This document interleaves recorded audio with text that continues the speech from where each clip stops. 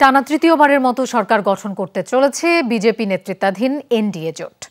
নতুন মেয়াদের প্রধানমন্ত্রী হিসেবে শনিবার শপথ নেবেন নরেন্দ্র মোদি।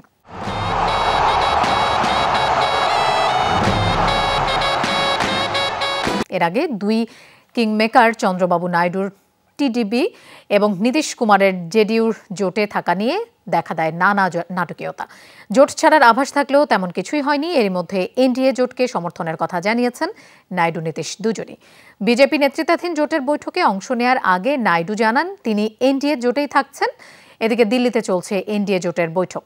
শরিকদের সাথে মন্ত্রিসভা সহ বিভিন্ন পদবি ভাগবাটোয়ারা নিয়ে চলছে আলোচনা। চূড়ান্ত ফলাফলে 293 আসন পেয়ে জয়ী হয় এনডিএ জোট। এককভাবে বিজেপির দখলে গেছে 240 আসন। মধ্যপ্রদেশ, বিহার, কর্ণাটক, গুজরাট, অন্ধ্রপ্রদেশ, রাজস্থান, ওড়িশার একচ্ছত্র সাফল্য পেয়েছে তারা। সরকার গঠনে প্রয়োজন 272 আসন।